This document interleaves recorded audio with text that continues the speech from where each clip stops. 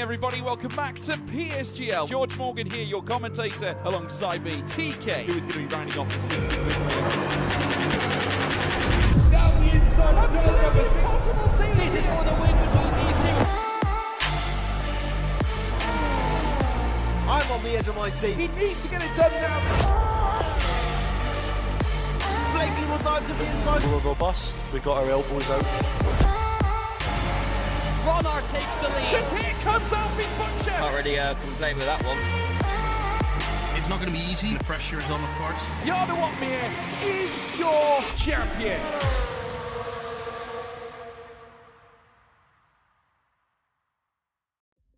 Hello everybody and welcome back once again to your weekly dose of Monday Night Madness. It is of course PSGL PSF1 back on your screens, and tonight, well, we are trading the sprawling plains of Texas for the sweeping sand dunes of the North Sea. Yes, we head over from North America to Europe for the Dutch Grand Prix at the legendary Zandvoort circuit. And well, 7 days ago at the Circuit of the Americas, it was Silo that stole the show with a brilliant victory ahead of a charging Max van der Geest.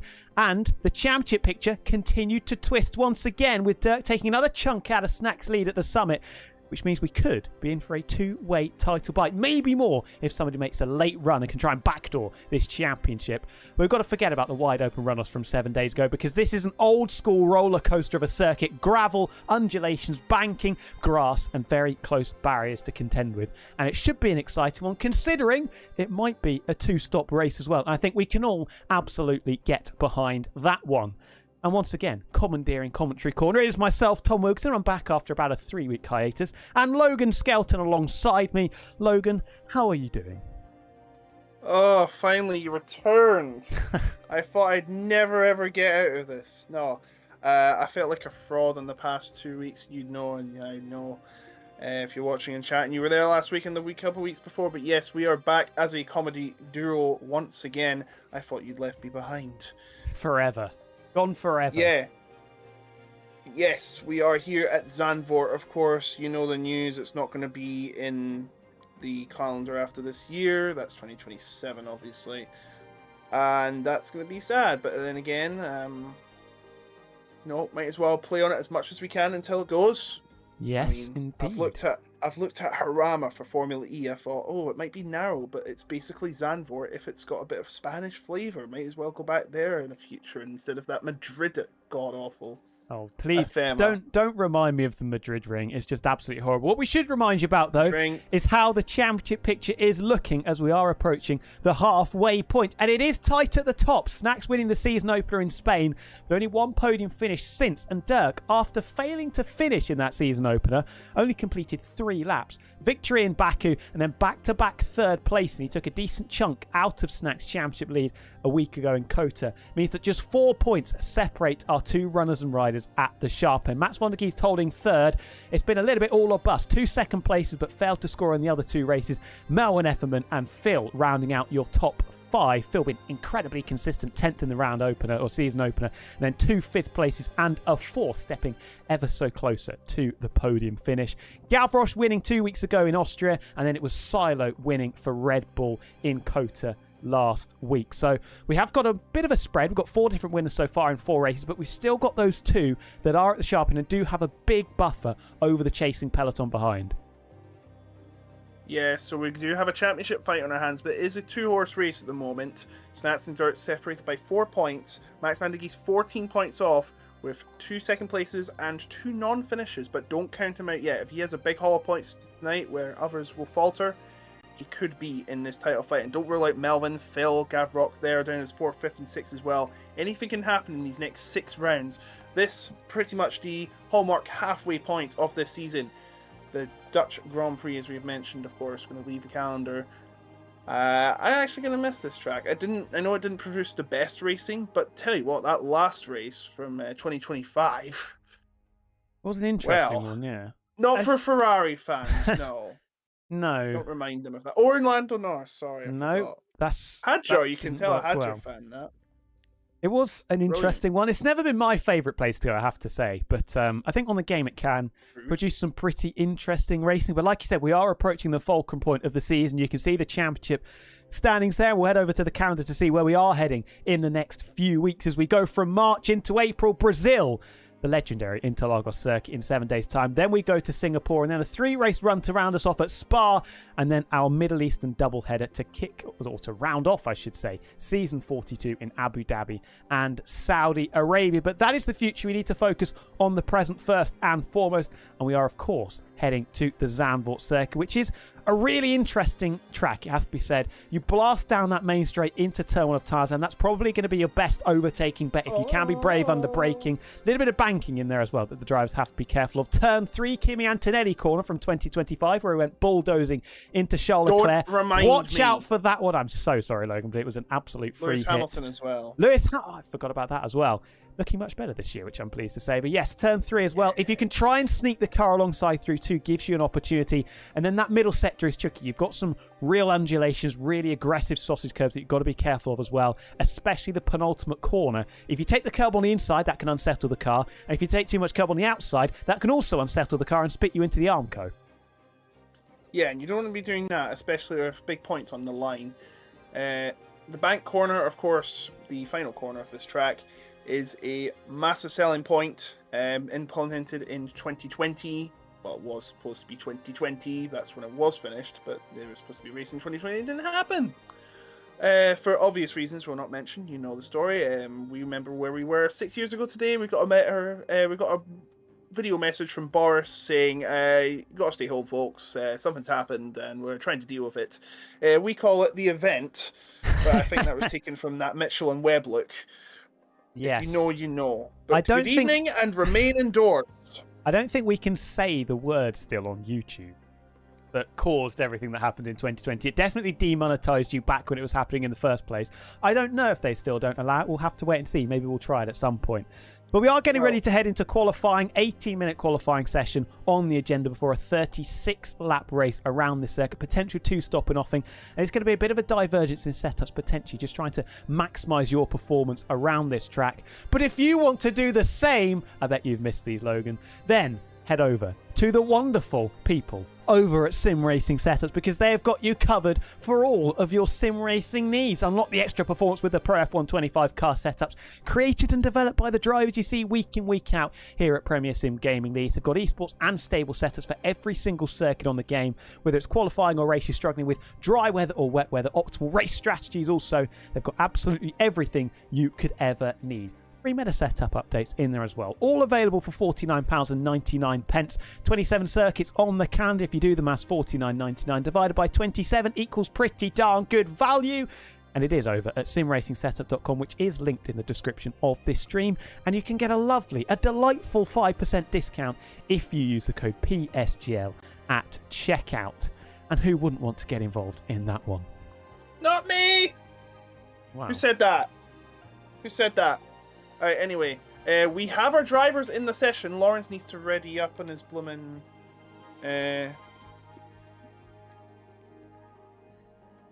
Needs to select his car, I think is what you're trying to say there.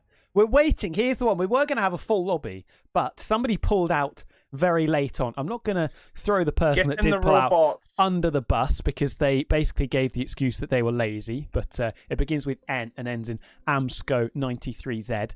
So we only have 19 taking to the circuit this evening, which still should be more than enough to give us a cracking race for the fulcrum point of season 42. And we do, of course, have that title battle that we need to think about. Momentum just starting to swing, with Dirk, of all people, mounting a championship assault against Snacks, who traditionally has been the quali king, but in the last few races hasn't been quite as strong over one lap. Snacks. Yeah, he has been. Snacks because being a qualifying, well, I wouldn't say qualifying merchant. He has been the star in qualifying, and he's hoping to add another qualifying pole position to his resume. Lawrence made the excuse he had to use the little guy's room. Oh boy, priorities. Everybody's got to do it, and it's not like real life where people relieve themselves in the car, which is disgusting. You definitely don't want to do that in your sim rig, and it's probably even worse if you're on a controller and you're just sat on a normal desk chair. Not a fan of that one, it has to be said. And he's in the wrong team. I think he's an Alpine, not Aston Martin. So he's in the wrong car as well. Well, how does that work for the Constructors' Championship? I think it allocated it. I think they'll just put it to Aston Martin because he's supposed to be an Aston Martin. Interesting. Some tactical play going on already. We are loading into the lobby. As we said, 18 minutes will be on the clock, and the weather is set fair, I'm delighted to say, so we won't have too much waffling to try and contend with. And if you are new, first of all, make yourself comfortable here for round 5 of season 42. 18-minute session, as I said. Previously in PSGL, we did turn collisions off in qualifying, which meant we had to have a reset between qualifying and the race. That is no longer the case, which means we go straight in and they have to treat these soft compound tyres like gold dust. It's been 9 months. Why are we still mentioning this? Because it's important. It's important. Previously, you got all of your soft compound tyres back. You could use as many as you like during the race. On this game, the soft tyres aren't particularly good as a race tyre, but we have a lot more two-stop strategies that are coming in. I expect this to potentially be a two-stop race as well. Last time I commentated on a Zandvoort race, which was only about a month ago, it was definitely a two-stop race. I think the person that won it was pretty comfortable in that strategy decision. So keep a watchful eye out on the tyre strategy that we'll see. Now let's see what we got. A minute away, and we've only got 4 cars on track. Lots of special liveries too, of course, as you remember. It's Japanese Grand Prix weekend, so fittingly, the Red Bulls are on White Bull liveries. But that has been adopted by the V-Carbs this season. I think the Red Bull team are sticking to their original livery, which is quite funny because they're now Ford engines, and Ford obviously is an American company. Americans rival the Japanese. Quite a change of hearts that companies have. But hey, there's still one team that is sort of Japanese, and that is the Haas team. They've got the Japanese leader in Ayokomatsu, and of course backing from Toyota, despite running their rivals in WEC Ferrari engines. Oh, how weird and wonderful motorsports can be. Politics is a strange one, isn't it, in most sport? Well, we're kick-starting qualifying with last week's winner, Silo. Big lock-up there on the inside front, heading down into turn 1 of Tars. And this first set, you've got to be really, really committed. Throw it over the curve through 2. Try not to Tony Hawk it. Then pick your line and stick with it as you go through the bank turn 3. Then your foot is flat to the floor for the next 10 seconds or so before the triple right-hander that you have to try and negotiate as quickly as you dare. Through turn 6, through turn 7, up towards turn 8 as well. Avoid the curb on the outside because you will bounce over that one and you'll bottom out to some tune. That will throw you into the gravel on the left-hand side. Coming through the middle sector now, this is quite an interesting corner. You've got to apply the throttle at the correct moment. You've got lots of runoff there, and Kevin Zunneberg is out of the session. I think he might have a qualifying ban. Which is why he's retired from the session, because he's not even left the pit lane. Around the stadium section, and now the big banked curve, which is really fun. Coming through and staying on the inside of the track so he can maximize the amount of time he's getting. A 107.617, that's a pretty good time for this track.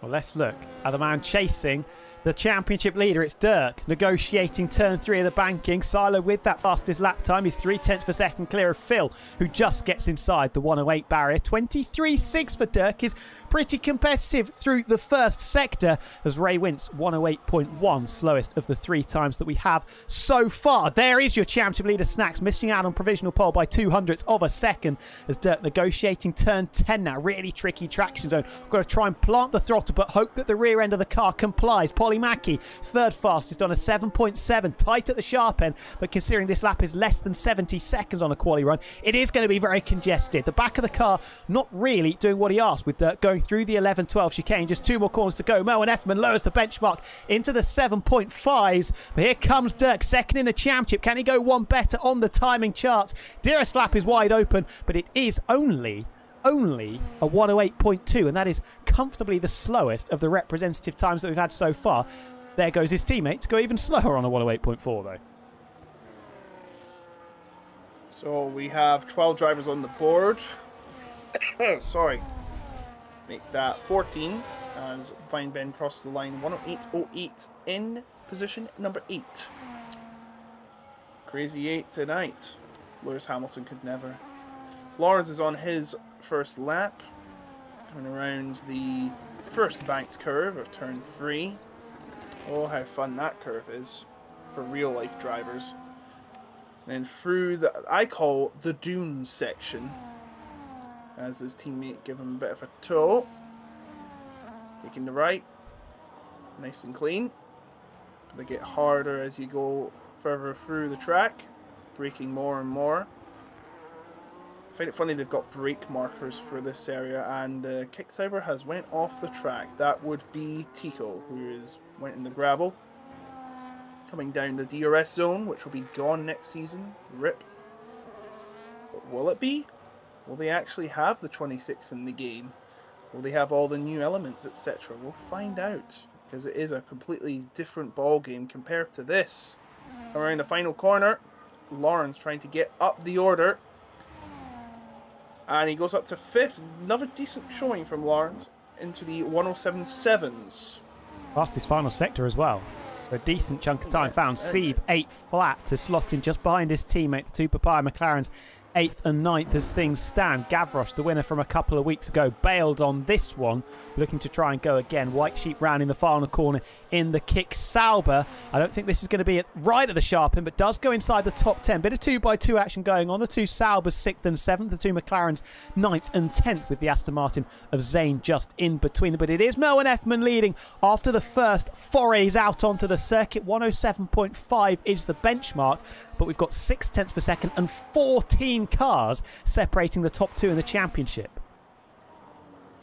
So everyone who is participating, not Kevin, is on a lap. Well, Gavroche has a brilliant time there of 1:29.675. They might need a bit of improving, I think, on that time. But everyone, apart from him, within a second of the pole time. Just shows how fast and furious this track can be. I'm seeing all the drivers that have come into the pit lane. I forget they show you the animation of the pit crew throwing the car into the garage. Very nice, very important job. Jaden's got that 2000s retro livery on, I love it. They should keep it in the real world. And there's also the Gulf livery that's being used too. There is indeed. Gavroche with a bit of a wobble coming out of turn 10, but still a decent middle sector to go with a decent first sector as well. Again, the back of that Ferrari car looking a little bit lively. Up by 20 seconds on his personal best. Unsurprising, considering it's a 29.6. But what can? The Scarlet Ferrari, the prancing horse galloping round the final corner up to the beam. Foot buried to the floor and up into P5, a member of the 107.7 club, slotting in between Polly Mackey and Lawrence. So that is everybody completing their first runs. It's the two Racing Bulls bringing up the rear, with the man second in the championship, 17th only after the first runs. Dirk has got a hell of a lot of work left to do. He does indeed. Stats goes on for his lap on the Golf Williams. I keep forgetting it's not a Golf McLaren anymore. But here we are. I've said this before. I think the Golf McLaren is the better livery, personally. Jaden's like, WTF 7.5 banker. Yeah, that's the. You know, by the way, I should actually say, as Melvin's actually using a Lewis Hamilton helmet in the Mercedes. Is that still legal? Are you allowed to do that still? Is that sort of, not necessarily allowed anymore with the conflicting interests? Although it was lovely to see Bono and Hamilton on the podium, wasn't it? Why we're seeing. The other Mercedes driver has got, I think that's the Leclerc helmet. What is going on? Are we watching The Traitors? Where's Claudia Winkleman at? What is it? What is this? Everyone coming out to start their TW there? Yes, I am. Oh, right. I was wondering why you were so silent. I thought OBS had crashed, which it hadn't, thankfully. Snacks has made a mess of the first sector, so that's not ideal at all. Good. So the championship lead is going to have to wait to go again. We'll wait to pick up Lawrence, who is not looking particularly quick either, and that's another driver making a mistake right at the start of the lap. So third time's a charm. Let's have a look at the provisional pole sitter. Melvin Effman still barreling out of turn 1 into turn 2. Really aggressive over the curb on the inside. Cranks on the steering lock as well through turn 3. Really good drive as well coming out of the banking. So easy just to spin up the rear tyres and lose yourself a chunk of time. But that Mercedes looks planted as you like. But he is down by 1/4 of a tenth to his personal best. And Phil stopped on track, probably to let drivers through. I'm on board with Zane right now. He is having a lot of lag issues. This car is bouncing around the screen. It's like it's having, let's say, a fit. I don't think it's actually doing that. I think there's a problem with his connection. Yeah, hopefully we can get that sorted. Efferman Not a down good still, look by the on way. my screen. It might be mine. Sorry. Efferman's still down at the moment and got traffic into the final couple of corners. Back end steps out over the curb. Don't want to crash into the Armco on the left-hand side. That was the dirty air. Was down by 0.04 of a second anyway, but put off slightly by the Alpine coming through the penultimate corner. And the provisional pole system will not improve. What about Silo? Was at one stage first, set the first time of the session. Do we improve? Yes, we do. By just over a tenth and takes it back away from the Silver Arrow. What about the championship leader next, though? Snacks in the middle sector, halfway around the lap as things stand. Coming through turn 10. Little bit of wheel spin. Back of the car complaining ever so slightly, but are we finding time? No. Down by a tenth of a second. Pressure on the championship leader, despite his main rival Dirk still being knee-deep in it, down in 17th. Car unsettled over the curb on the inside of the penultimate corner. Nothing you can do now but bury the throttle, and he has to try and find a significant improvement. 8.2 up to P11 with a 7.9, but still under the cosh. Yeah, only in 11th, 6 thousandths short of the top 10. Not where he wants to be if he wants to be in title contention at the moment. I know it's early days, but still, you can't ignore it. So, Silo is... Oh, Lauren's in the wall, coming through the final corner. Took too much curb on the inside. That was like turning the handbrake on as he went face first with the barrier. Just a glancing blow. I don't think there's too much damage there, but just trying to extract every single microsecond and taking slightly too many liberties there through the final corner. Why is there a PlayStation category? Well, crossplay isn't the best, I can tell you that. But the PlayStation side of PSGL was the very first season of PSGL, and there are some differences between the PC side and the PlayStation side and the console side, including Xbox as well, when you look at things like frame rate and refresh rate and things like that. And yes, that's a good point as well. So that's why they are separated as white sheep in the saddle, by the way, up into P5 on a 107.7. But yes, nice. That is why we have those two separate tiers, if you were at all interested. Yeah, and I forgot how big these cars are in F1 25.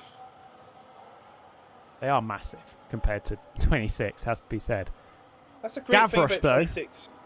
Well, I was going to say Gavroche, fastest in the middle sector, but if you want to try and get that in quickly.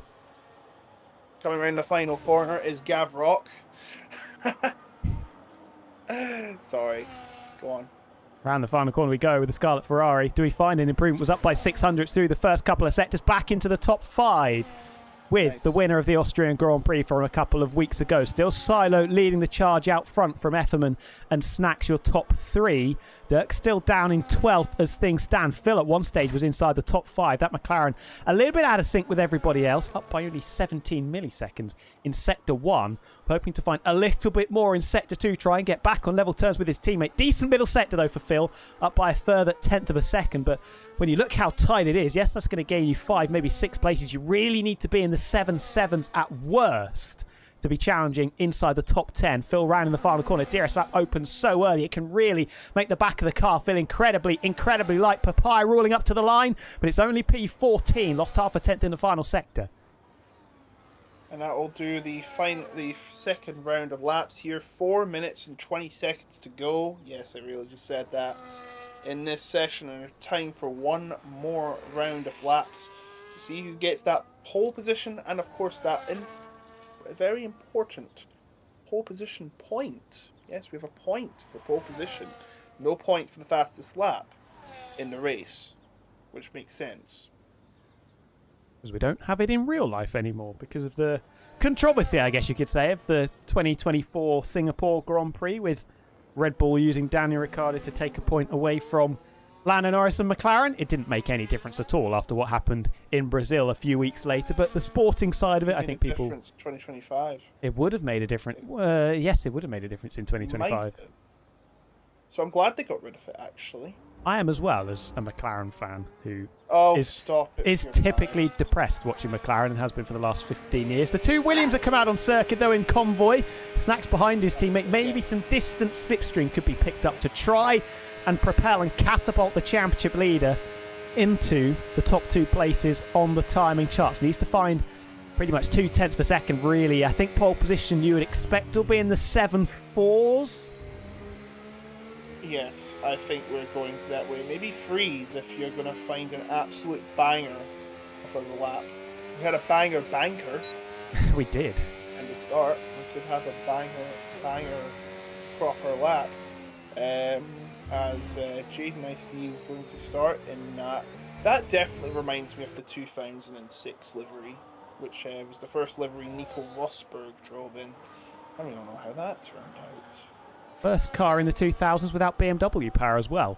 4 Williams after Yeah. how quickly that relationship soured, but the 2 Williams are powering around the final corner, slightly out of sync, maybe going to have to contend with some traffic. But here is the championship leader, so often so strong in qualifying, but needs to find a little bit of time. Throws the car aggressively into turn 1, back of the car a little bit unstable at mid-corner, but using the curves to his advantage, gets on the grass, in fact, through 2. That just puts the car slightly out of kilter on the run-up into 3, and just slightly wide of the apex also. Distant slipstream perhaps from the car front. That is the white ball getting out of the way potentially of Silo, and we are up by 0.5 with the championship leader through the first sector.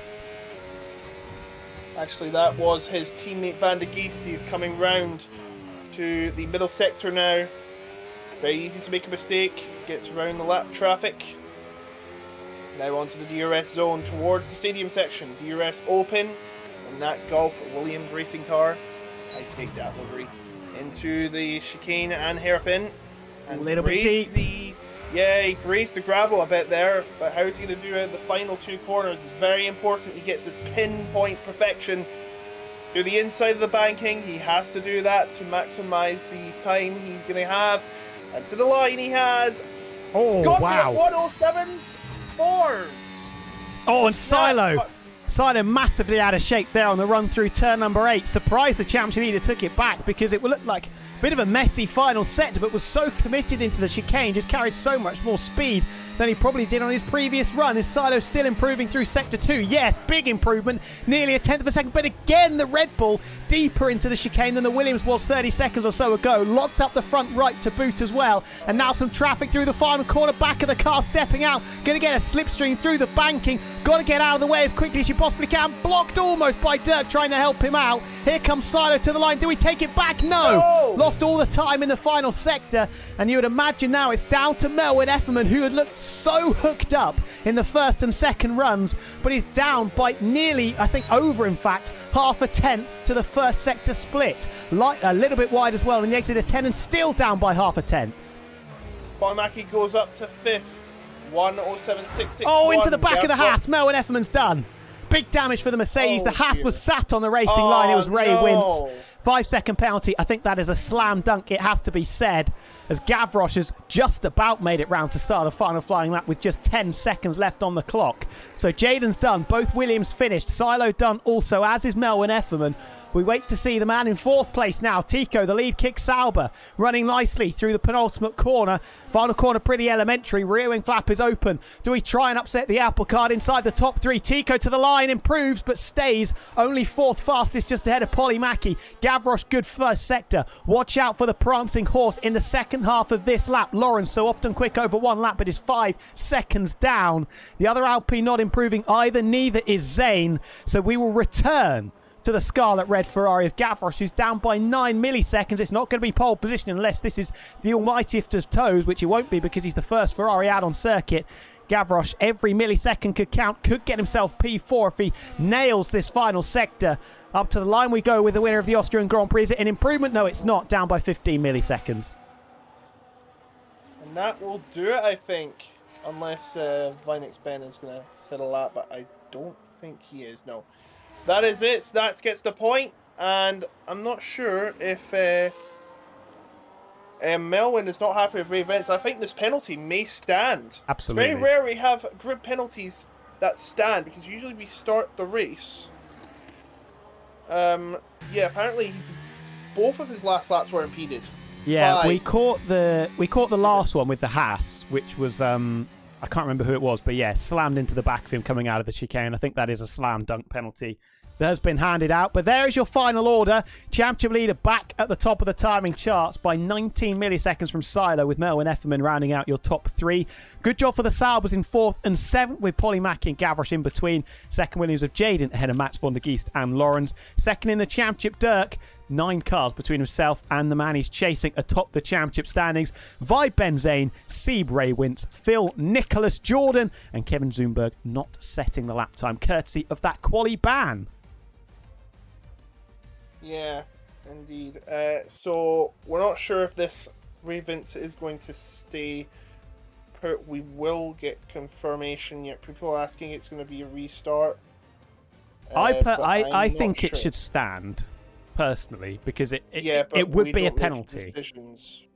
I mean, they should have, in my opinion, like a few minutes break before the race, or have standalone quali sessions like time trials or something, and then they have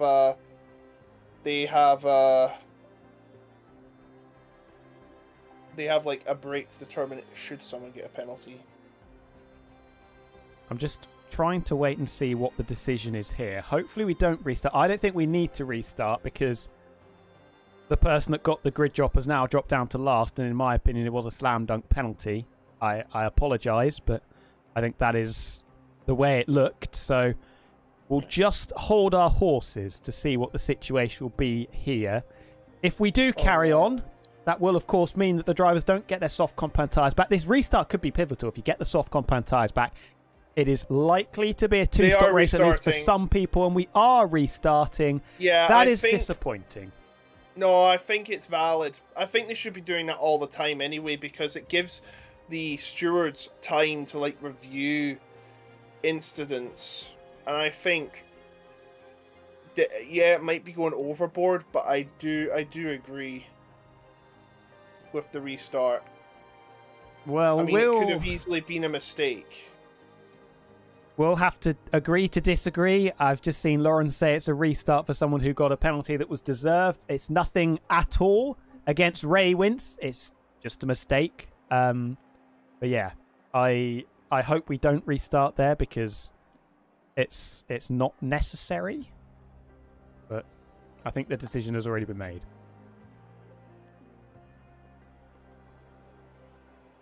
Okay, apparently they might be changing their mind, because Ray Wintz doesn't want a restart. He just doesn't think it will make it much of a difference, which I can appreciate the good sportsmanship. 100%. However, I personally would restart every time, regardless of a grid penalty or not. Just, pretty much get everyone a few minutes to prepare and all. And yes, it would reset all of the...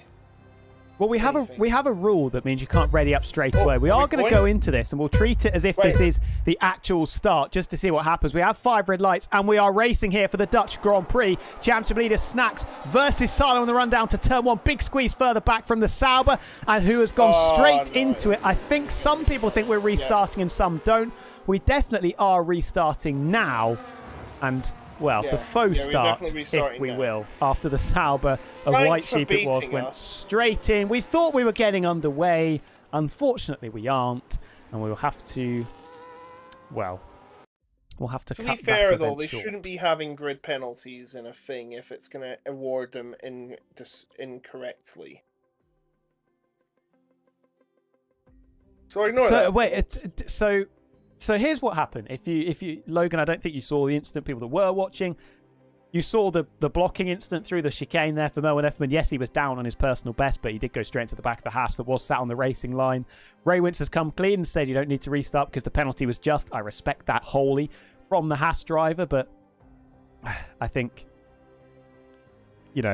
that's the situation. I disagree with you as well when they say that we should restart every time, because, we lose the strategical option. Some people might say, or some people might save their soft compound tyres for the race if we do get a safety car, which just takes a little bit of the dynamism out of the strategical option. We do have that rule which says that you can't ready up straight away, which gives drivers an opportunity either to go to the loo before the race starts or just to try and compose themselves and get themselves ready to get set. So It's a shame everybody gets their soft compound tyres back now, so whether people did save a set in qualifying, it's now irrelevant, which is a little bit disappointing, but it might mean that we have some dices rolled, let's say at the start. Somebody might choose to go on a brand new set of the soft compound tyres for that opening stint if we are expecting it to be a 2-stop race, which is a little bit 50-50 at the moment.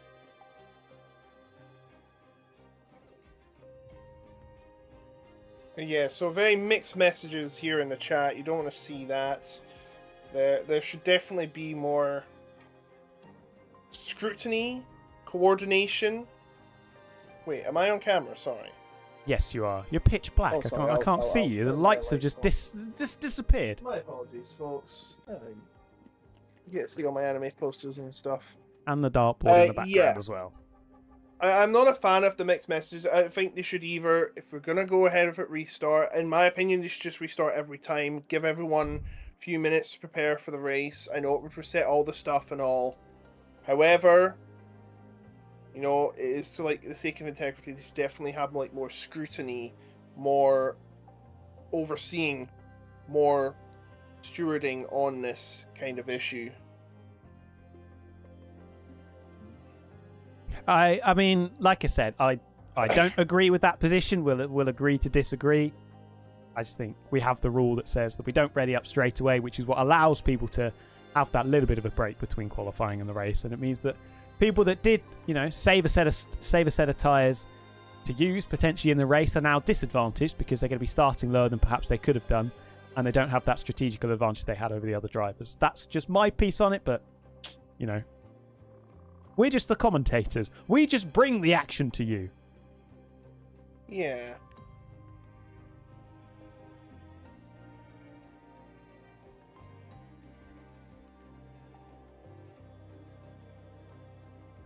So we are waiting for the lobby to be reset. We are back in the lobby, but we need the grid to be set up as well.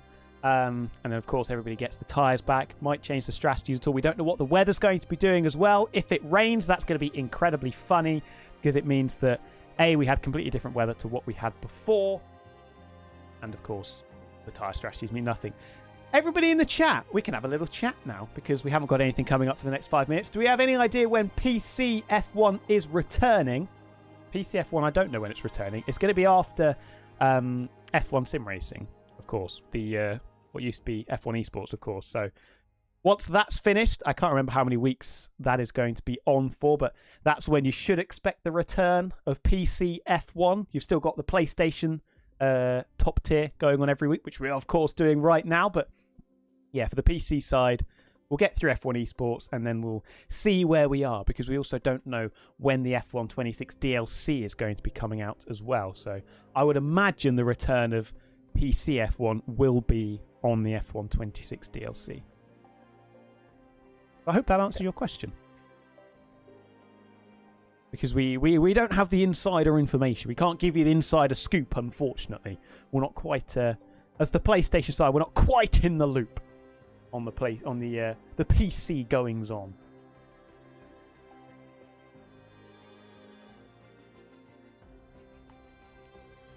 Just give me a second. Just.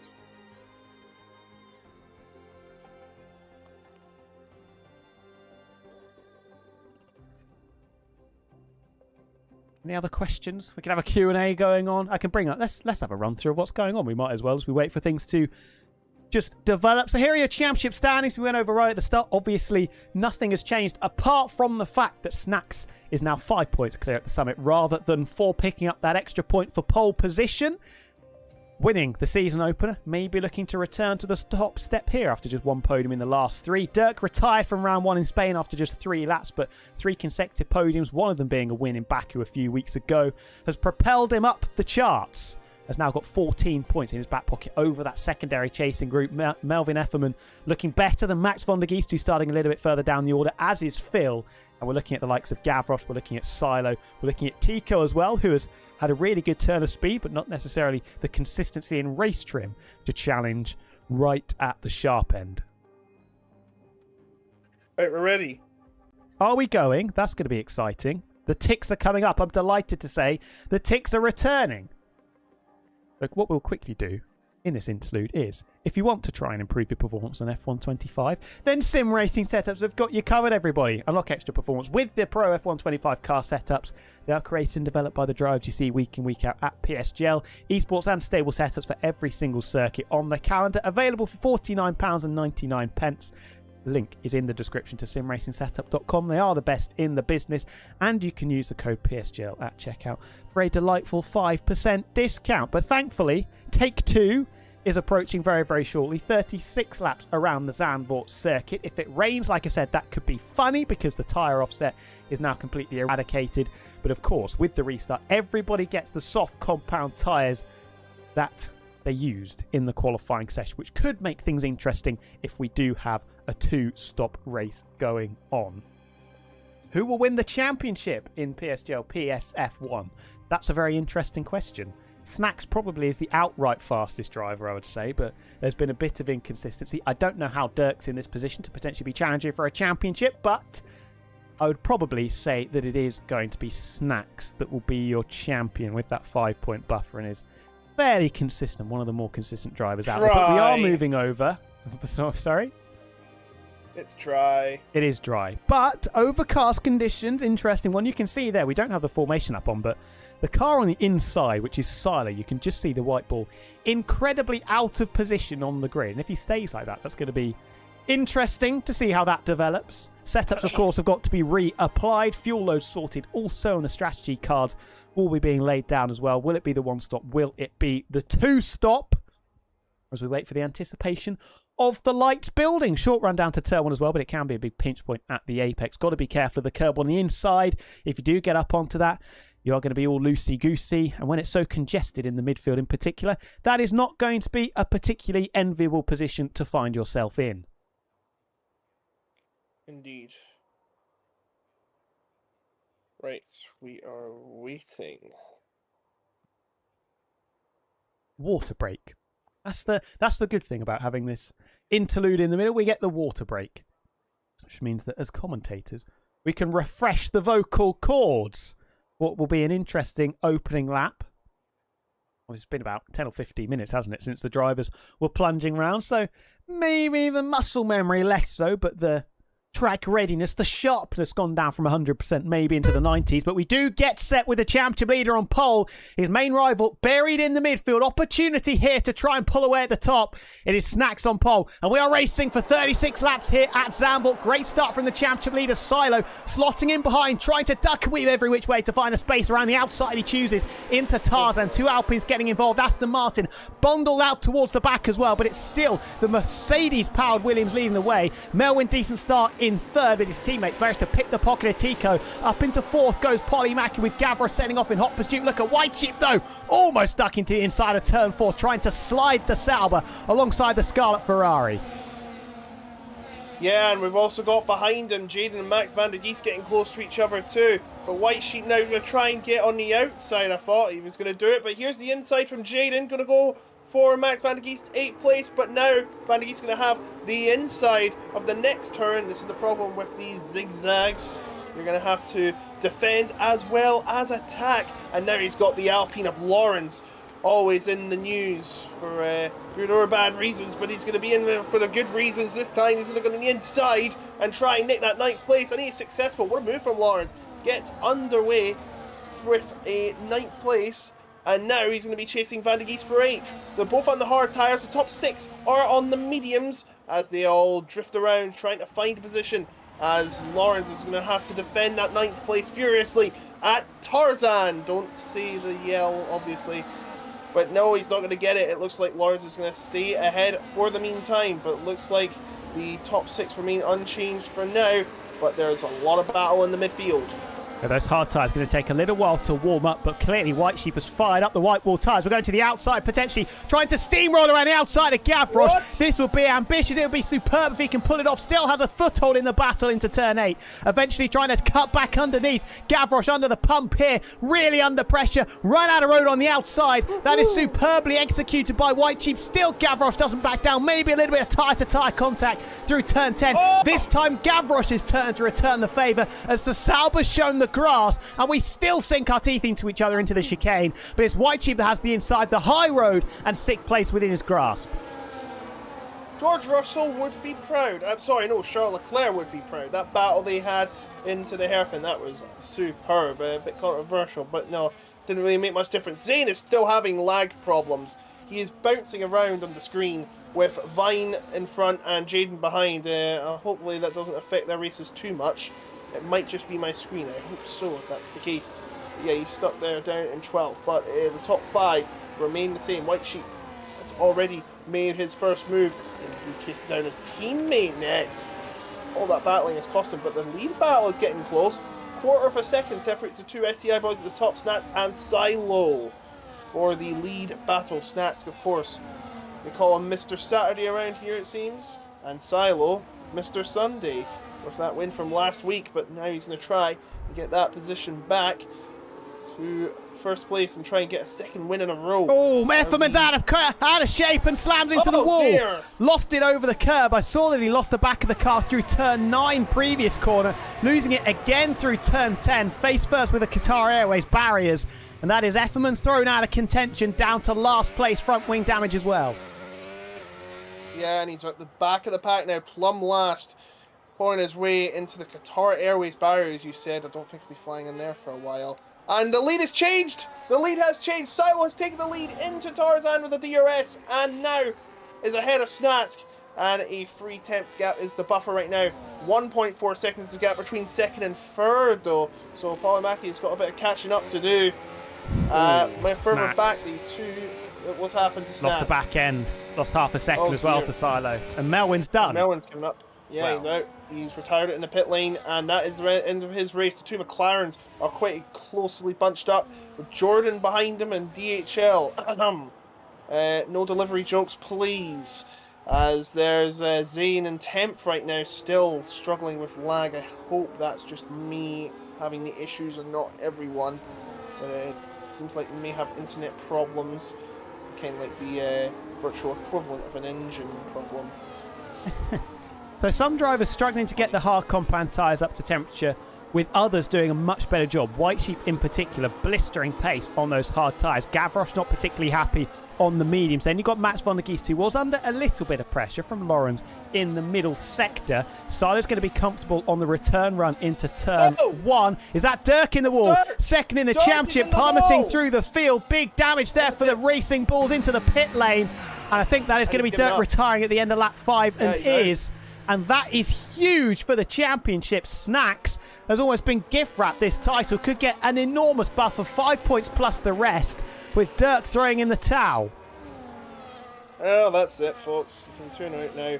But this is great for Van der Geest as well. If he can get a big haul of points, he can close up to Dirk himself. And Silo needs to try and keep Snatsk at bay to pretty much ensure he doesn't get as many points as possible. Because at this rate, his lead over Dirk will be one full race win of 16. He's currently 4 ahead. But if he wins the race, then he'll be ahead by 20 points. No, 21. Sorry, he's got the fastest lap point, so it'll be either 17 or 21. So it'll be more than a full race point. But yes, very good for Snatsk. Probably looking promising for Van der Geest, providing he gets up the order like he did last week in Austin. But he's remaining in 7th place at the moment. Not much to report in the battle phases, except at the back we've got Seeb getting ahead for 11th, and the other McLaren's going to try and pitch that too. And they're now at 11th and 12th, and now Vine will have to try and fend off Jordan, who's on the medium tyres. And knowing he is DHL, he's going to try and make Vine look like Every in this scenario. Sorry, I've done that now, haven't I? That's a good one, I have to say. The two McLarens are going to try and check off now into the distance. They've already closed the gap by a couple of tenths to Zane in front, who is at the tail of the next group of cars. Seeb and Phil both with some really strong pace. Haven't always managed to execute races to perfection. And Phil, one of the only drivers to score points in every single race so far this season, looking to keep that streak up, but needs to find a couple more spots as another few tenths per second taken out of Zane through the middle sector. And Vine really struggling. You see, outside of 1 second now, does the rear wing flap open? Not going to be too dramatic down into the chicane. I think he did have the DRS, but deep there into turn 11. Going to leave him under the bubble again with Jordan in 14th on the medium tyres, which will be second best to the hards at this stage as the lead is already in. That is confirming definitely going to be a two-stop race. Just 6 laps completed on the yellow stripe medium tyres. And Jordan has passed Vine, but he's going into the pits. And now Silo... no, that's not Silo, sorry. That is Jordan trying to fend off Ray Vince, who thank his lucky stars that his penalty has not been counted to this race. But no more fighting over that, by the way, T-Dub. We're not going that route. It's well past us, and it can't be reverted now. Vine, well, you know, it could for the next race, but, you know... Well, Gavroche left the session. Oh, no, Gavroche has left the session. Oh, no. Let me get that done. That is not good news for a driver that was in a fairly decent position. So we'll just have to wait and see what happens there. And Gavroche is going to lose a hell of a lot of time. Yeah, really dropped behind Lawrence in this big pack. The Ferrari slow coming out of turn 10. Jane's going to be desperate to try and get past the air as quickly as possible. Ducks to the inside and does pit the pocket of the Ferrari. Lovely move there from Jaden on the button as Gavroche gets back in the session. Zane balked there behind the Ferrari, still lagging all over the show. And the two McLarens have just cruised up to the back of the green machine as well. This could get tasty into turn 1. The medium tyres absolutely shot Zane almost into the wall there. Tried it around the outside of the final corner. Lawrence gets the better of Van der Geest. Here comes Sieb to the inside. Temporarily, we're perhaps 3 wide. But the Aston Martin's clear. Sieb puts the Ferrari in between the two McLaren cars as Gavroche is back in the session, back in the hot seat as well, and straight into the thick of this fight. Yeah, he's all over the place. By Phil, yeah, I don't think he's even realised he's in this fight. And Gavroche now down to 8. This is horrendous for Gavroche. A power problem for him, and he is now falling right down the order as Van der Geest is trying to get one over Lawrence, who is 4 tenths ahead, as White Sheep is now the race leader in that slime green Kick Sauber, which is not a Kick Sauber anymore in the real world. And I don't think will even be represented in esports, nor will Cadillac, of course. No. Which is quite a shame. Concord agreement. That's the situation, I believe, going on there. But we gloss over it because everybody seems to have converged on each other from 2nd down to 7th. Lawrence getting the better of Mats van der Geest on the previous lap. Jaden looking to return the favour, get up ahead of the Red Bull as well. These hard tyres should take us into double digits. It's just how far we decide to go as Zane peels off into the pits. His medium tyres are shot. Gavroche is going to continue on. Not sure if that's the AI sticking out, but that's not a particularly ideal strategical decision, it has to be said. And White Sheep here, feeling the rewards of getting those hard tyres fired up in the early stages, managed to dispose of Gavroche and then could run their own race. Now in the lead with a decent buffer over the other hard runners behind. Yep, so got Gavroche trying to fend off his teammate who's kind of be hurling towards him soon, Nicholas. That kind of rings a bell. Nicholas in a Ferrari in an esports race. 3 times. But he'll be challenging Gavroche with those shod medium tyres in the next few corners, you'd imagine. He's going to have the DRS as well. They both will, but with the extra tyre speed, the grip, I think Nicholas is going to have the advantage here. And you can see that the difference in speed when they decelerate into the corner. My word. Nicholas is hurtling towards him, and this should be a clean overtake for 8th place coming up, unless Gavroche decides to bail to the pits, but he's not. He's going to stay out, and the gate gap will remain there, and I don't think there'll be a challenge for the move. Yes, there will be. He's going to dive right the inside. Gavroche going to try and defend it, but Nicholas gets through. Net race leaders batting as well. This is around the outside of turn 1. Snacks versus Siler continues into 2. Just the space on the inside. Snacks has to get out of it ever so tightly. Give himself a chance around the outside of the banking through turn 3. Still eyeball to eyeball. Silo just about in the ascendancy, but the battery is dumped by the Williams. Flies through on the run through turn 4. There's the pole sitter and championship leader back ahead of last week's race winner. 13th and 12th on the road. I was going to say 13th and 14th. 12th and 13th 9th, and they have now caught the back of the group that haven't stopped yet. Yeah, and this is going to be a challenge for both Snatch and Silo, and they get past Jordan on those medium tyres, which are pretty much shot to heck, you imagine. And Silo, not in the position he wants to be now. He wants to win. He wants to put on a title charge. But he won't be doing that if he's going to be stuck behind Snatch, who currently leads the championship. And now he's going to be passing Jordan. This should be the easiest overtake of his life. And there it is. He's through. And I'm sure Silo will follow through. Is this going to give him a chance to make a move? No, he thought about it, but he decides to pull out to the end. Or is he? Is he? Because he's right there. No, he's just there. Give ever so slightly. But he's not going to get through. Not yet, anyways. Next up for them will be Kevin Zunneberg, who's on hard tyres, which he started with 10 laps old. All of the top 10 started on the tyres they were given. They are 10 laps old, obviously. Only one of them is on the medium tyre, and that is Gavrock, who, of course, has not stopped yet and disconnected a few laps ago. And is struggling quite significantly for pace. Here comes Snacks diving to the inside of turn 10, trying to catch Zunberg unawares. Does send the Williams down the inside and does move up into 10th place. Whether the Haas is going to fight this with helping out of DRS. Going to have to be the long way round into the chicane. No. Zunberg does back out of it into the braking zone. Silo once, twice, thrice tapping the back of the Haas, saying, come on, get on with it. I want to keep tabs on this Williams in front. And still going through the penultimate corner. There's a car between them again. Bolt behind Zunberg, who is so slow. Opportunity for the championship leader to try and maybe put another car in between them. Silo pulls out to the left-hand side. Will dispose of the Haas. Snacks dives to the inside of Gavroche into turn 1. The Ferrari surely defenseless and is. And once again, there's a car separating the top two runners. And this is horrendous for Silo. This is not what he wants at all. And Gavrock has got medium tyres.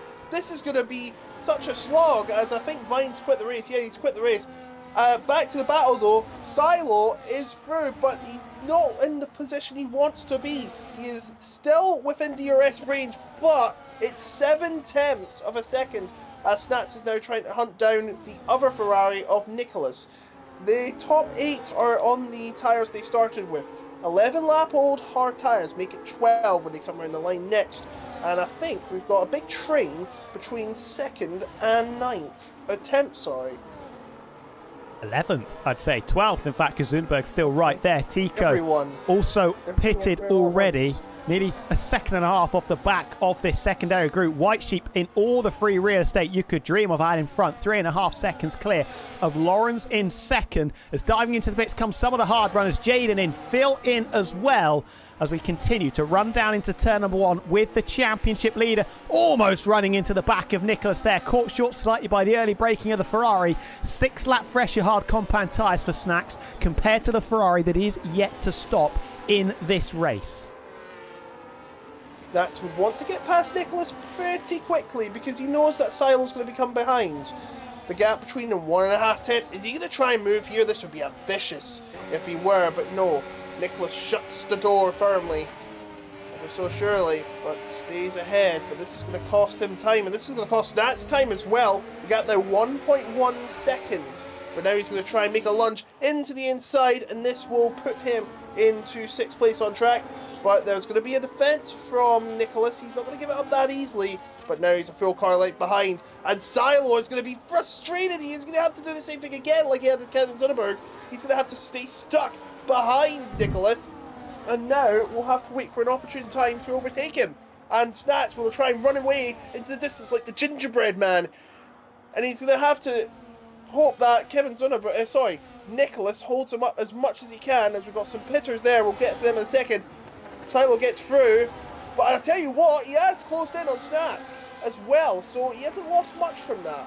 Don't think Snacks had the DRS to the group in front and still a second off the back of Sieb, so just sparing the blushes of Silo ever so slightly. Second time in 3 laps that Snacks pulled that late dart to the inside into turn 10. Whoa! White Sheep out on track after the pit stop. Gavros still tumbling, trying to make this one stop work, but is so slow at the moment. Polymaki and Tico say thank you very much and blast past the Ferrari, just about keeping it pointing in the right direction.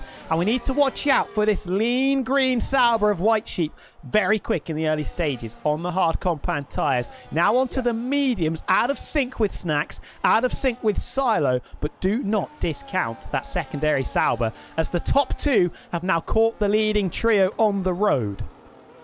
Yeah, I just want to mention that whoa was because I just saw an epic battle in turn 3 between Tico, Gavrock and Polymaki, 3 wide out of the corner, and somehow they don't make contact.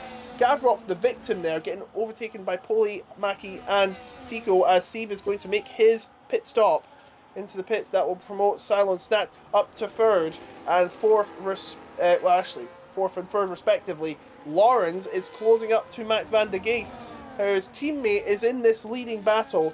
Is Van der Geest trying... No, I don't think he'll be trying the 1 stop, but he'll be trying an alternative 2 stop. As Snacks is like, come on, Lawrence, you're holding us up! Lawrence is still holding up Snacks. And Silo, he tapped the back of him. He's touched him, and this is going to give Silo a chance to get back into this and try and get ahead himself. He's right on his gearbox. Surely there's a chance now. He's got to take it this time, or not at all, because if he doesn't make this move, then Snatsk is going to try and get past Lawrence and Van der Geest, and Silo will have to go through the gauntlet again. The door was ever so slightly ajar as Snacks tried to pull off the move into 10 again. Tap the back of Lawrence going through turn 7. That just gave Silo a small inkling that maybe he could nab 3rd place in the net race lead back from the Williams in front. Max van der Geest has a little bit of breathing room. It's going to be Lawrence under pressure here. DRS open for 2nd, 3rd, 4th. But as they blast down the main straight into the first braking zone, Lawrence, is he thinking attack the best form of defence? Does burn all of the battery to close up to the back of Max van der Geest again. And it is Snacks still in hot pursuit. Got so much more grip, so much more confidence, thinks about it to the outside of the bank turn 3, tries to get the cutback. He attempted this on the previous lap to give himself a run around the outside of turn 7, but again, not quite close enough, and will still have to sit and watch and wait underneath the rear wing of the Alpine. This isn't motor racing, this is microsurgery, as a famous touring car commentator said one time. A long time ago in the 90s, in the prime era of British touring car racing. I'm actually going to see that in August. And here's some racing from Stats. He can't get past Lawrence. Lawrence putting up a brilliant defence. He's got a lot of batteries left as well. But now Stats and Silo are getting really flustered, really furious with this Lawrence holding them up on 15-lap Old Hard. With a narrow track like Zandvoort, it's pretty easy to get caught up. But look at this, Polymaki and Tico now back in the equation because they're less than a second or just over a second now off the back of the net race leaders. Here we go again, deja vu from the previous lap, although Snacks is slightly closer this time. Lawrence hovering in the middle of the circuit. Snacks doesn't fancy it down the outside into turn 1 again, tries to set up the exit maybe to go for it on the exit into 2. Just dangles the nose to the inside. The room wasn't there. Thinking about the championship perhaps on that occasion. Silo still smelling blood behind, trying to pick up the pieces if this does go awry for the championship leader, almost pushing Lawrence down and back up the hill on the run through 4, 5, 6 and into 7. Again looks to the inside, again taps the back of the Alpine, again leaves the door ajar for Silo, who again doesn't fancy it down the inside of turn 8. But now, do we think about it into 9? Top 2 net race leaders battling, or to continue into turn 10. This has been Snacks' stranglehold in his attempts to pass through the field. Little bit of contact, side-to-side contact between the Williams and the Red Bull, and just Snacks in the ascendancy coming out of turn 10 and keeps him at bay into the chicane. The warning shot has been fired from Silo.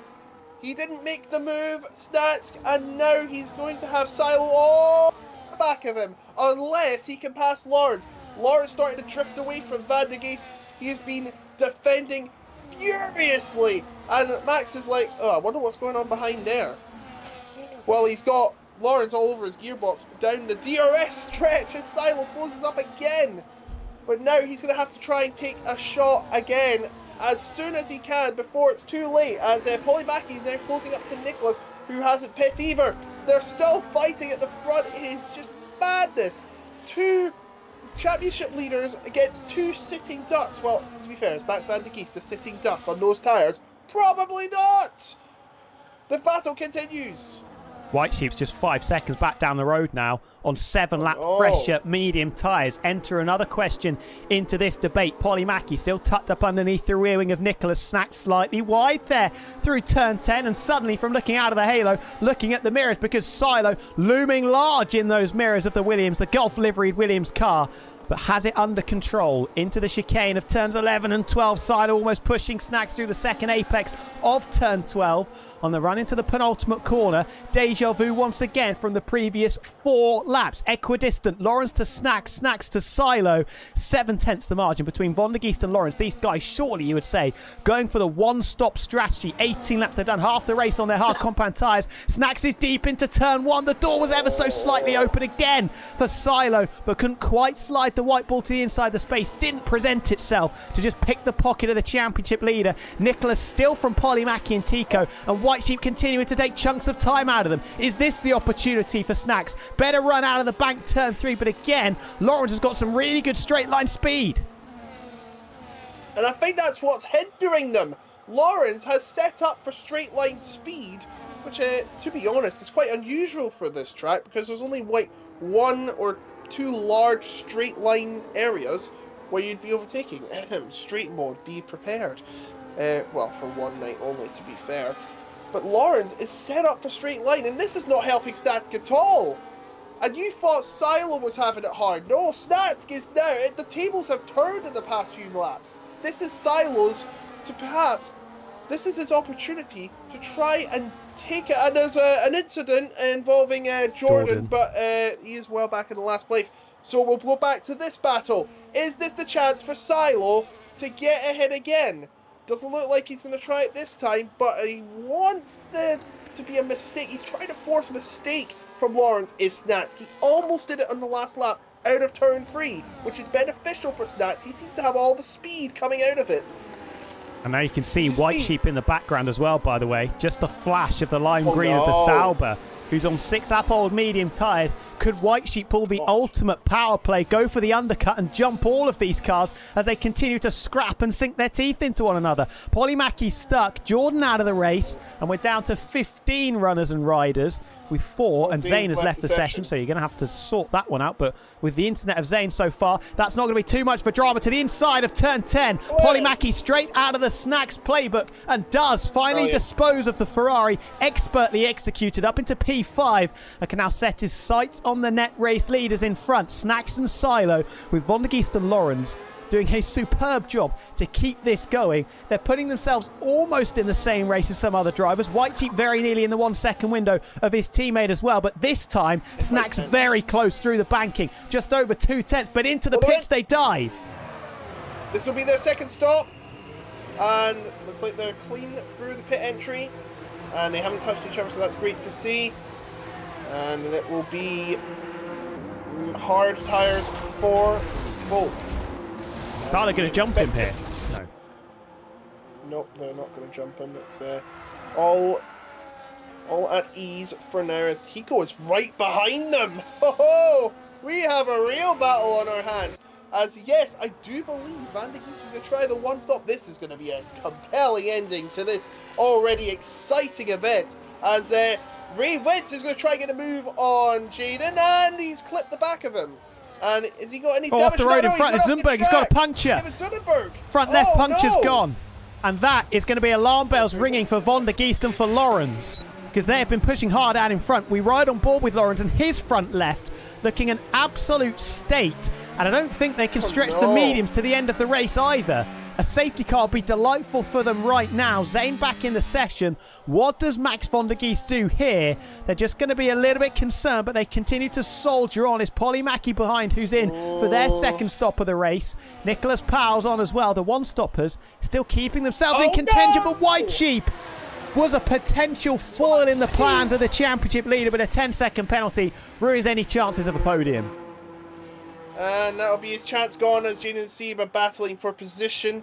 I thought there was Ray Vince that went off the track, but no, it was Kevin Zunderberg, who was in last place. Zane has went on softs. Got to be AI. Silo's disconnected. Oh, no, Silos! No! No! Big problems because there's a car between them.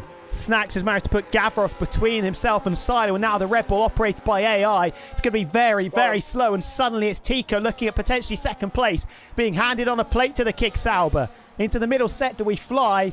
All of the Christmases for the championship leader coming in the middle of March at the moment because he's half a second ahead of Gavros, but his main rival in this race falling by the wayside to the inside of turn 9. Tico dives, does get through. Polymaki follows in suit as well. Disastrous for last week's winner. This is horrendous. This is the worst time. Nicholas has got a puncture as well. Nicholas has also got a puncture, and he's on 21 lap old tyres, and Lawrence takes that as a warning. But Van de Geest is staying out. Left rear punch is going to be debilitating as well. Front punch you can kind of deal with. But the rear tyres, I'll be surprised if he gets back to the pits. Silo's still not back in the session. White Sheep does have a 10-second penalty. Going to cruise around the outside of the final corner. AI or not, that is brave, that is bold, that is beautiful from the Sauber. Silo back in, but has lost another place and 5 seconds as well. There's Lawrence appearing out of the pits. Going to be spat out right into the path of the Red Bull. Side by side through turn 2. Lawrence on the mediums has it, just about. Just about, and he's going to have a lot of speed as well, because he's going to be on these medium tyres to the end of the race, you would imagine, but he's going to have a bit of a disadvantage at the end unless there's a safety car. So keep your eyes peeled for that. Vince and Jaden, who have only done one stop, are currently 3rd and 4th. Vince started in 16th. So made it all the way up to 3rd. Max van der Geest has a 3.5 second lead. He is still on the tyres he started with. Surely, remember, he has to change the tyre compound. He can't stick to the same tyre compound all the time. He's in. He finally makes a stop. This will be for mediums, you would imagine. It won't be for softs. It will not be for soft compound tyres, I can tell you that for free. But 23 laps, hats off, superb stint. Medium tyres bolted on. Finally, those hards can be laid to rest. Snacks, your net race leader. Gavroche in second. 5-lap older tyres, going for a one-stop race as well. Got himself into a really strong position as Polymaki punches in the fastest lap of the race and punches Tico down to P4 net as well. White Sheep 10-second penalty. There's Lawrence. There is Max van der Geest. 1-lap undercuts, lost him nearly 2 seconds to Lawrence in front. And then comes last week's race winner, was in the battle with Snacks, but now over 5 seconds behind him. Yeah, and that is not ideal at all, but remember they have got Silo's tyres are older than, no, they're the same age as Snatch, so this is not beneficial at all. He's got to hope for a miracle now, but Van de Geest with the pace advantage, he could try and soar up the order here, like he did last week. Problems for Gavroche, by the way. Has fallen out of the 1 second window, and now it's going to be turning his attention to Polymaki and the 2 Saubers that have hot-footed it after the Ferrari, taking chunks of time out through the middle sector, just 4 tenths separating the battle between Silver and Scarlet. There is a lap car in front, which is coincidentally the Ferrari of Nicholas that has given his teammate the DRS, so make of that what you will. Now going to get out of the way, but that should protect Gavroche for the time being. I say that though because Polymaki in the slipstream, got to be the long way round into turn 1. Both brave under brakes. Polymaki surges round the outside, drives past him like he's not there. That is inch perfect from the Silver Ferrari, winning the war against the Scarlet Ferrari. And now Gavroche is going to have Tico all over the back of him. Lawrence is about 1.3 seconds behind this lot, as Snatsk has passed Phil and is now up into 4th. Easy move. That was up the hill on the run into turn 7. As we watch Gavroche under the pump yet again. This time it's Tico. 5-lap fresher tyres this time for the Sauber compared to 6-lap fresher tyres that the Mercedes had. Just in the background you can see Lawrence, who's got ahead of the second Sauber of White Sheep. Watch out though. Lawrence and Max van der Geest, they're going to be quick in these early stages, but those medium tyres degrade very, very quickly. As we look to the inside, Gavroche does defend. Hovers in the middle of the circuit. Makes very, very plainly clear to Tico, you are not coming down the inside of me into the chicane there, my friend. They've got to be careful because Phil just up the road is again going to give Gavroche the helping hand of DRS. Already the rear wing flap is open. The McLaren will be a sitting duck when it comes to the Mercedes as Polymaki blasts through up into a net second place. But what about Gavroche has comfortably got Tico covered?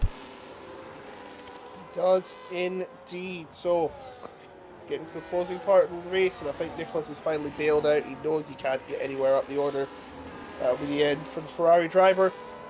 The other Ferrari driver is stuck in the middle with you all, such as Tico and Phil are all there. Oh no, not Melvin as well. Oh, he's already out of the race. So got scared for a second, and now Tico's going to try the inside. Oh my word, Gavrock nearly runs into him, but thankfully gets through. He's now going to try and make a move and Got the rears. slides around, and this is going to have Lauren come through. Or is it? Tico trying to defend his own. They're on the outside, but still the battle continues and they collide. They nearly go off course. That would have been catastrophic. And they're going to go for the same position here, which is, that's going to put the kick-sounder off into the gravel a bit, but he's still trying to hold his own. A massive fight, an important fight in here in 10 laps to go. And that is, Jaden is going to be, Jaden's got a penalty as well. He was in third. But now the battle is going to continue. There are so many battles happening here. That is Gavrock and Phil going side by side, and Lawrence is there as with them. Lawrence going to try and pinch off one of the positions. He's picked that off, and now it will be Gavrock will be next to take it off. And what is going on here? That's White Sheep trying to get past Tico. He's on the White Sheep getting past Phil. He is through, and now he's got Lawrence right up ahead. He's going to try and go the inside. What is that? What kind of move was that? How did they not go out of the race? I won't know. And he's gone off the track, and he's lost all momentum whatsoever and falls down to 10th. That is all she wrote. That's what happens when you got used tyres darting all over the place. Silo now to the inside of turn 10. Favoured opportune overtaking space. And he does get past Phil, who has got a little bit of front wing damage. Silo trying to make up for lost time. Podium still potentially in the offing. Mats van der Geest, his teammate, still in the equation as well. It's Gavroche from Lawrence, from Tico, Silo, Phil, who's going to be in the pits in a matter of laps you would expect. Max van der Geest and White Sheep, who still has that 10-second penalty. What order are we going to be in by the time we get to the braking zone of turn 1? Lawrence burning the air as we know he's quick in a straight line. Absolutely rockets past the Ferrari. Silo to the inside, trying to take 6th place off the hands of Tico. Last week's race winner still battling on here. Good resilience. And Silo does get through ahead of the Sauber. Phil under pressure from White Sheep outside of turn 2, outside of 3 for the Sauber. Space not quite afforded to the McLaren. Phil keeping his nose in on the inside of turn 3. Eventually coming up second best in that altercation. Silo still on the move. Is he in the groove into turn 7? Not quite. Yeah, lunges from everywhere. So ambitious today. What have we given the drivers here in the Netherlands? Oh wait, it's the Netherlands. I just realised. Turn 10 again. And more about that later, but here comes Silo. Trying to get past Gavrock for 5th. Trying to make up as all the losses he suffered earlier with that problem of disconnecting. He's going to go on the outside and then to the inside, grazes the gravel quite a bit, but can't get through. He's stuck behind Gavrock. Given the cold shoulder, wasn't he? Into the chicane. Seam into the pit, so Snacks takes it back, but it is not all she wrote because Polly Mackey's right there with the championship leader. Hold the back page. We could have a battle for the race win. Silo up to the back of the Ferrari. His teammate dives to the inside of Tico. That was very, very late from Van der Geest. Spotted the gap, slided the white ball alongside and does get the place. Silo now trying to make mincemeat of Gavroche. Inside of turn 2 becomes the outside of 3, but into the back of his teammate Van der Geest into Silo. There must be damage, and there is for the second Red Bull. And it'll be under pressure once again from the Saubers. And Silo still can't find a way past Gavroche to the inside of 7. No. He thought about it. He really thought about it. A lot of moves have been made there. A very ambitious place to make a move, but it has been working for his drivers. Of course, these drivers feel like they've got nothing to lose, and neither does Tico. He's going to try and get ready outside of Van der Geest. His teammate is fighting with Gavrock for position, and finally he gets through, and Lawrence is up next. 1 stop Lawrence, 2 stops Silo. Gavroche going for the 1 stop. Van der Geest with damage up to 6th. Tico 7th. White Sheep with a penalty 8th. Ray Wince and Jaden have caught up to the back of this group as well. Watch out for the Haas driver on brand new medium compound tyres. Jaden has a 10-second penalty, so that's not going to be good news. White Sheep drops it through the final corner, losing it over the banking. Just about keeps it pointing in the right direction and out of the walls, but that's a code brand if I've ever seen it. Silo to the inside. Gavroche under pressure. Van der Geest tried it again. The late dive into turn number 1. Gavroche holds it around the outside. And Mats van der Geest's assault on position number 5 has to cool for the time being as his teammate gets back up onto the podium.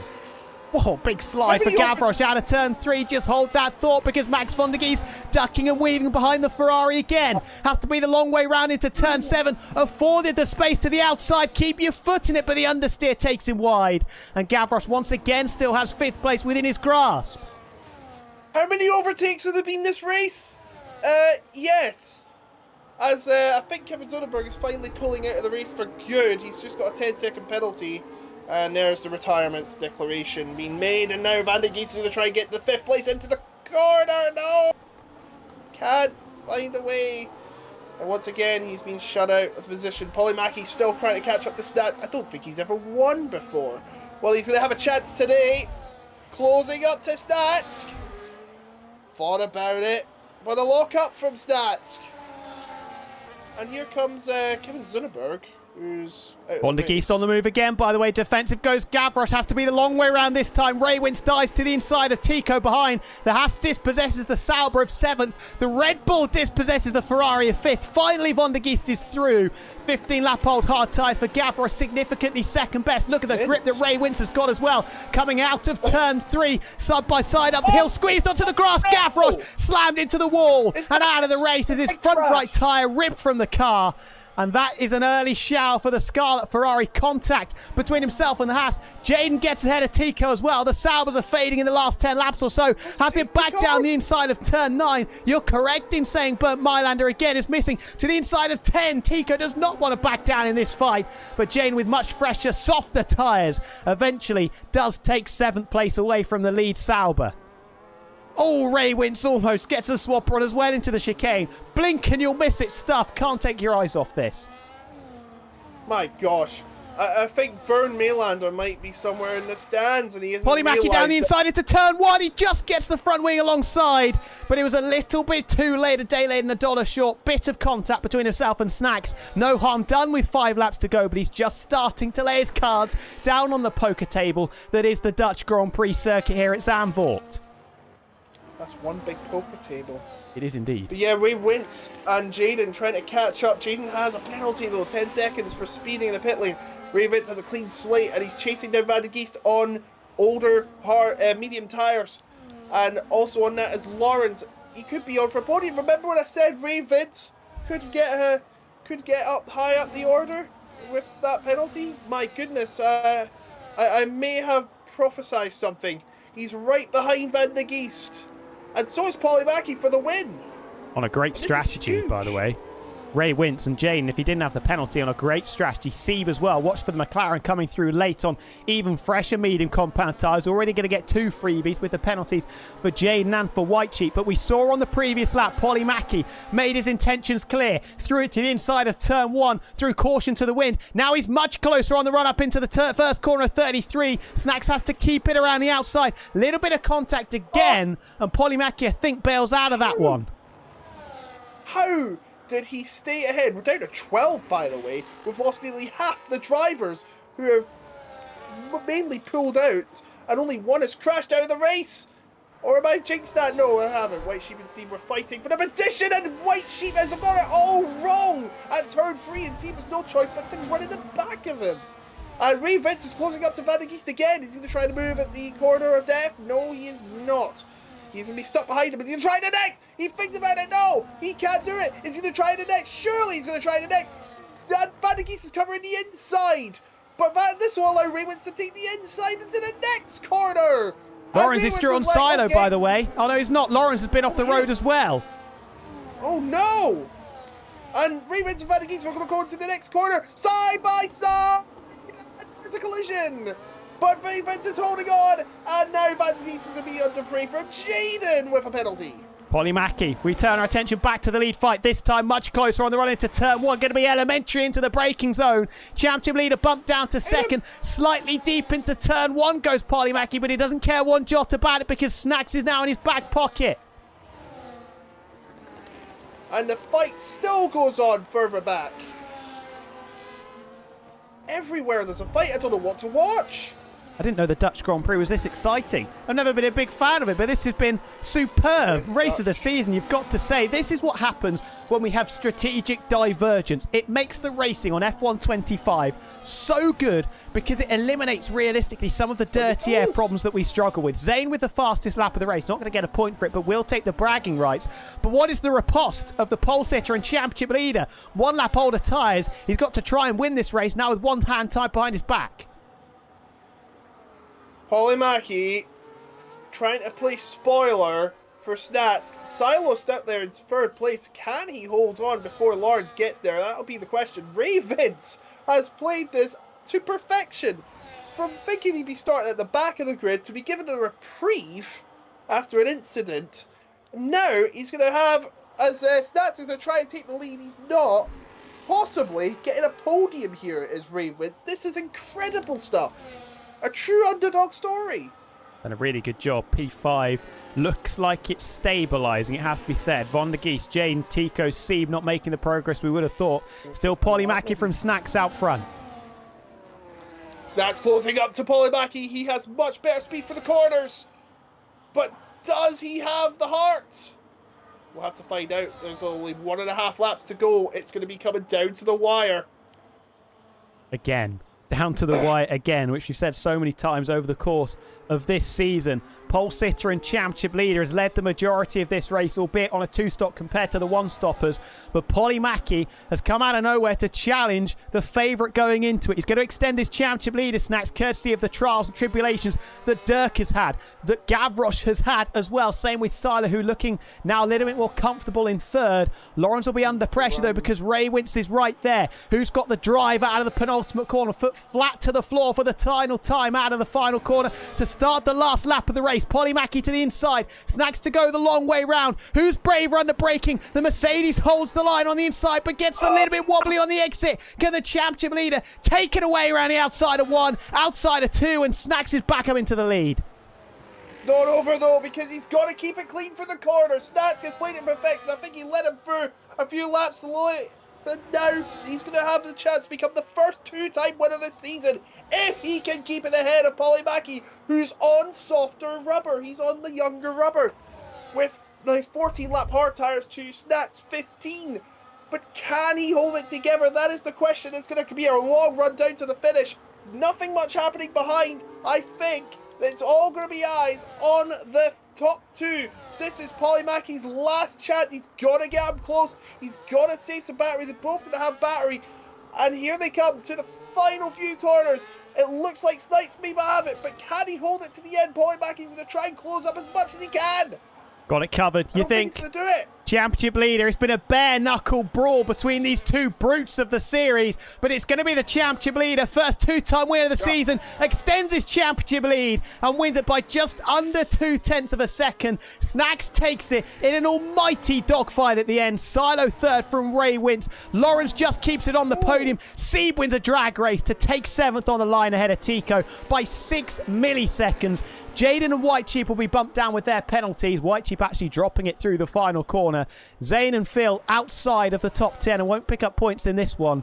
White Sheep needs to make sure he crosses the line in time to not lose that 10th place. Should have it all under control. But the championship leader, the opportunity presented itself to extend that lead further. It was a dogfight between himself and Silo. A dogfight between himself and Polymaki. But showing why he's the championship leader and why he's the favourite going into the second half of the season. And breathe. Actually, wait, we've got to have Phil cross the line. It's not going to change his status. He's going to finish in 12th, no points. And I believe 25 seconds behind Zane. So, yeah. Nat Morgan's at least he can say he finished the race. Nat Morgan's jumped in. I'd like to know who you're supporting, Nat Morgan, because obviously not pleased that Polymaki hasn't won that, I would imagine. But it is Snacks that takes it. And takes it probably deservedly. Was superb in qualifying, got an excellent lap in. And came through an almighty scrap. Was getting it from all angles to take the victory. We don't have 5 different awards. We have 4. Snacks race winner, Phil fastest lap. Driver of the day and most overtakes goes to Ray Wince. And Polymaki is your cleanest driver. What an effort put in by the Silver Arrow. Missed out by 0.2 of a second. 0.3 faster as well compared to Snacks. But from 1st to 5th, Snacks and Polymaki separated by less than 0.2. Superb race. Race of the season, I would say. Silo, if it wasn't for that disconnect, it could have been a 3-dog race. Ray Wince, Lawrence, Max von der Geest, Sieb, Tico, Jaden, and White Sheep, your point scorers. The only other finishers, Zane, who had connection issues, and Phil, who I think had some skill issues. And then your retirements, quite a lot. Gavroche, Nicholas, Kevin Zunberg, Jordan Vibe Ben, Dirk and Melwin Efferman failed to see the flag. And I said race of the season. Dear. I can't think of anything that's been better than that. There was like 400 overtakes. Shout out to Ray Crazy. Vince from 15th to 4th. That is massive. That is huge, and I'm sure that is the drive of the day. But now Snats goes up to 59 points.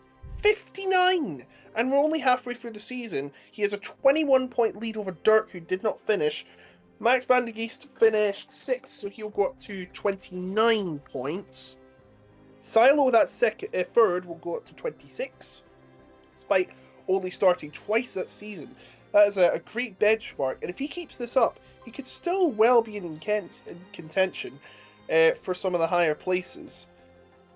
But we'll have to wait and see if he can even challenge for the lead. He's going to have a hope that Stats makes some mistakes and cracks under the pressure. But at the moment, it's looking all roads are leading to Snats taking the championship. If he was going to crack under pressure, he would have done that tonight, you would say. Under immense pressure from Silo, immense pressure from Polly Mackey. It looked like he had the race signed, sealed and delivered when Silo disconnected. But Polly Mackey, an incredibly commendable effort there, got the lead with a few laps to go. Couldn't quite hold it on the last lap. Put up such a good fight. Two worthy adversaries in the end of that race. And an excellent second place from Polly Mackey. But that rounds us off for the Dutch Grand Prix. We are now past the halfway point of our 10-race season. Just to tell you where we'll be heading for the second half of this calendar. Brazil, Singapore, Spa-Francorchamps, and then Abu Dhabi and Saudi Arabia to round off what will potentially be, and I'm fairly sure it will be, the final 5 races on F125 without the F126 DLC. We think is going to be coming fairly soon, but hopefully that'll be coming fairly quickly. Before we go as well, make sure you check out Sim Racing Setup, linked in the description. Best in the business. If you want to find those extra 10th, 100th, maybe even seconds to improve your performance, head over there. Everything that you could ever need, esports and stable setups, quali race, dry weather, wet weather, race strategies, and free meta setup updates for you as well. And make sure you use the code PSGL at checkout. That gives you a lovely 5% discount. But Logan, been a pleasure to be back in after missing the past 2 couple of rounds. Before we head out, where can people find you on an internet to see what you're up to? Otaku Logan is my YouTube channel, of course. I upload a lot of random videos, especially the recent one I uploaded. It's pretty funny. And of course, you've got, I think it's 1644 Logan on X or Twitter, they call it now. Yes.